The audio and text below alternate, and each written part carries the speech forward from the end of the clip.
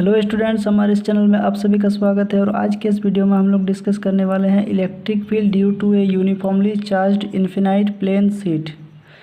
एक charge sheet है जो बहुत ही लॉन्ग है, इन्फिनाइट लॉन्ग इसको हम लोग एज्यूम करते हैं, क्योंकि अगर हम लोग किसी पॉइंट को यहाँ पे कंसीडर करें और इस पॉइंट से अगर हम लोग इस शीट को ऑब्ज़र्व करेंगे तो चारों ओर ये शीट ही दिखाई पड़ेगा, जिसके चलते हम लोग इस शीट को इन्फिनाइट एज्यूम कर लेते हैं। तो एक चार्ज शीट है जो बहुत ही लॉन्ग है और थिन भी है, और इसको हम लोग 2 डायमेंशनली शीट भी मान सकते हैं। और मान लेते हैं कि ये जो शीट है ये एक्स और जेड प्लेन पर लाई कर रहा है, और इस पे जो चार्जेस डिस्ट्रीब्यूटेड है सरफेस पे उसको हम लोग कहते हैं सिग्मा, यानी सरफेस चार्ज डेंसिटी हैं। और ये जो सिग्मा है ये सरफेस चार्ज डेंसिटी, और सिग्मा को हम लोग डिफाइन कर सकते हैं कि सिग्मा इक्वल टू चार्ज पर यूनिट एरिया होता है। और इसका अगर हम लोग एसआई यूनिट की बात करें तो सी के लिए कूलम पर मीटर स्क्वायर हो जाएगा। तो स्टूडेंट्स, इस शीट के चलते पी पॉइंट पर इलेक्ट्रिक फील्ड कैलकुलेट करने के लिए हम लोग गॉस लॉ के एप्लीकेशन का यूज़ करेंगे, क्योंकि गॉस लॉ का यूज़ करने से हम लोग इजीली इलेक्ट्रिक फील्ड का जो वैल्यू है उसको हम लोग इजीली कैलकुलेट कर सकते हैं। तो उसके लिए हमको एक क्लोज्ड गॉसियन सरफेस एज्यूम करना पड़ेगा। तो स्टूडेंट्स, हमने यहाँ पे एक सिलिंड्रिकल गॉसियन सरफेस एज्यूम कर लिया, और मान लेते हैं कि इसका जो क्रॉस सेक्शनल एरिया है वो ए हो गया। ये यूनिफॉर्मली शेप्ड है, यानी ये जो क्रॉस सेक्शनल एरिया ए है तो ये भी ए हो जाएगा। और मान लेते हैं कि इस शीट से इस क्रॉस सेक्शनल का जो डिस्टेंस है वो एक्स हो गया, और उसी तरह इस क्रॉस सेक्शनल एरिया का डिस्टेंस भी शीट से एक्स हो गया। इस तरह से ये जो सरफेस हो गया वो सिमेट्रिक हो गया, जो गॉसियन सरफेस की प्रॉपर्टीज़ को सेटिस्फाई कर रहा है। और हम लोग जानते हैं कि पॉजिटिव चार्जेस से इलेक्ट्रिक फील्ड बाहर निकलता है, तो इस सरफेस पे जो चार्जेस डिस्ट्रीब्यूटेड है यूनिफॉर्मली वो पॉजिटिव चार्जेस है। तो इलेक्ट्रिक फील्ड का जो डायरेक्शन होगा इस शीट से आउटवर्ड की ओर होगा, क्योंकि ये शीट जो है ये 2 डायमेंशनली शीट है, और इस शीट को हम लोग एक लेयर के फॉर्म में मान सकते हैं। यानी ये जो चार्जेस डिस्ट्रीब्यूटेड है एक लेयर के फॉर्म में डिस्ट्रीब्यूटेड है। तो इस तरह से इलेक्ट्रिक फील्ड का जो डायरेक्शन होगा वो नॉर्मल टू दिस शीट, यानी इस डायरेक्शन में होगा। ठीक इसी तरह इस डायरेक्शन में अगर हम लोग इलेक्ट्रिक फील्ड का बात करें तो वो इस डायरेक्शन में हो जाएगा। और इलेक्ट्रिक फील्ड का जो वैल्यू होता है E equal to q by 4πε0 r square, ये आर पे डिपेंड कर रहा है, यानी पॉइंट चार्ज से कितना डिस्टेंस पे हम लोग इलेक्ट्रिक फील्ड कैलकुलेट करना चाहते हैं उस डिस्टेंस पे इलेक्ट्रिक फील्ड डिपेंड करता है। तो यहाँ से हम लोग देख सकते हैं कि इस शीट से जो इस क्रॉस सेक्शनल एरिया का डिस्टेंस है वो एक्स है, तो इस क्रॉस सेक्शनल एरिया के हर एक पॉइंट्स पर इलेक्ट्रिक फील्ड जो होगा वो यूनिफॉर्म होगा या कांस्टेंट होगा। ठीक उसी तरह इस सरफेस पे भी जो इलेक्ट्रिक फील्ड का वैल्यू होगा वो भी कांस्टेंट होगा या यूनिफॉर्म होगा। तो इस सरफेस पे जो इलेक्ट्रिक फील्ड का डायरेक्शन होगा वो इस डायरेक्शन में होगा, और हर एक पॉइंट्स पर इलेक्ट्रिक फील्ड यूनिफॉर्म होगा। इस सरफेस की अगर हम लोग बात करें तो ये भी इलेक्ट्रिक फील्ड का, तो यहाँ पर भी इलेक्ट्रिक फील्ड का डायरेक्शन इस डायरेक्शन में होगा। तो स्टूडेंट्स, गॉस लॉ का स्टेटमेंट ये कहता है कि net flux through a close surface is equal to Q in by epsilon naught, यानी नेट फ्लक्स जो होता है वो Q in by epsilon naught के बराबर होता है। तो हम लोग इस क्लोज्ड गॉसियन सरफेस से सबसे पहले फ्लक्स कैलकुलेट करेंगे, और उसको हम लोग Q in by epsilon not से कंपेयर करेंगे। तो इस गॉसियन सरफेस से फ्लक्स कैलकुलेट करने के लिए हम लोग इस सरफेस को 3 पार्ट्स में डिवाइड कर सकते हैं। मान लेते हैं कि ये S1 हो गया, यानी ये सरफेस 1, सरफेस 2 एंड ये सरफेस 3। तो तीनों सरफेस से हम लोग सबसे पहले फ्लक्स कैलकुलेट करेंगे और तीनों को ऐड कर देंगे, क्योंकि फ्लक्स जो है वो स्केलर क्वांटिटी होता है और उसको हम लोग ऐड कर सकते हैं। Net flux through closed surface is equals to closed integral surface of electric field dot ds vector, यानी एरिया वेक्टर। और इसको हम लोग 3 सरफेस में डिवाइड कर सकते हैं। मान लेते हैं कि S1 से कैलकुलेट करना चाहते हैं तो वो E vector dot ds vector plus S2 E vector dot ds vector, और S3 से कैलकुलेट करना चाहे तो वो ई डॉट ds वेक्टर हो जाएगा। तो इस सरफेस पे जो एरिया वेक्टर होगा वो इस सरफेस के परपेंडिकुलर होगा, यानी इस डायरेक्शन में।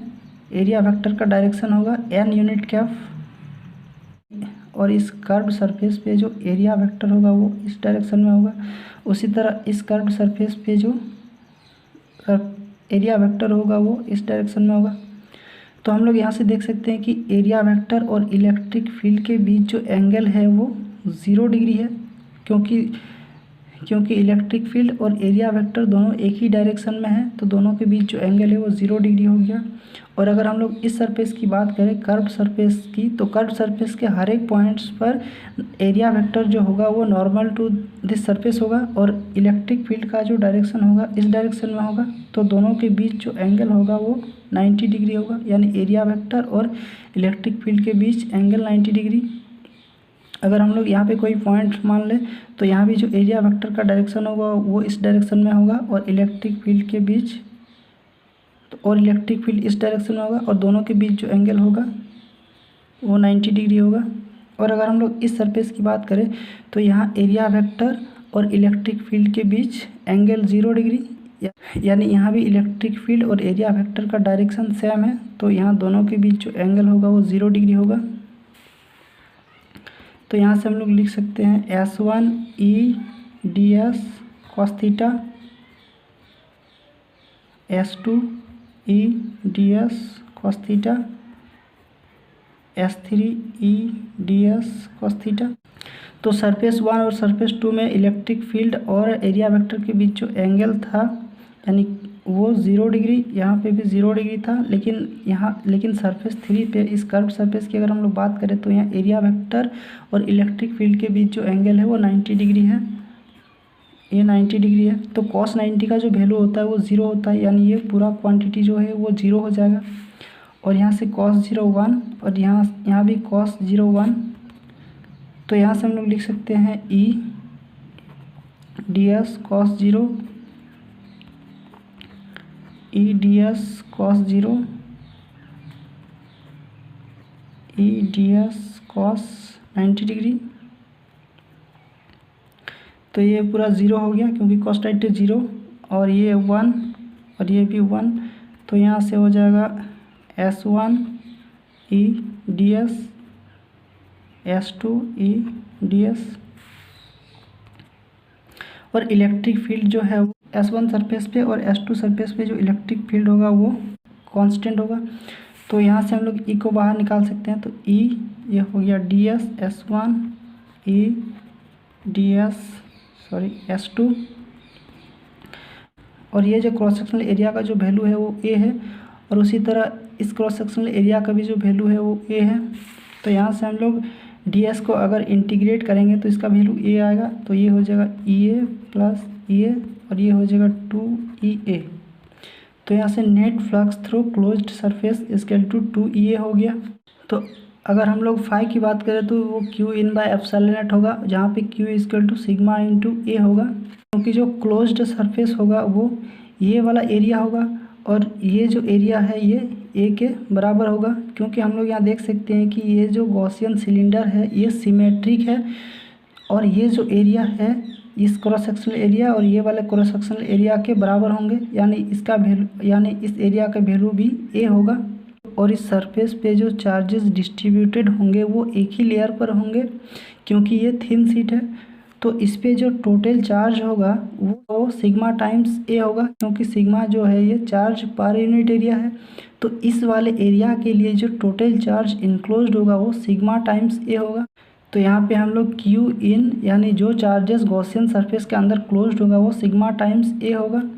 तो यहाँ से हम लोग लिख सकते हैं phi equal to sigma A by epsilon naught, और यहाँ से फाई का वैल्यू हमने निकाला 2EA, तो ये हो गया 2EA equal to sigma A by epsilon naught, और यहाँ से A कट जाएगा, तो यहाँ से जो E होगा वो सिग्मा बाय 2 एप्सिलॉन नॉट। और इसको अगर हम लोग वेक्टर के फॉर्म में लिखना चाहें तो वो हो जाएगा E vector equal to sigma times 2 epsilon naught n unit cap.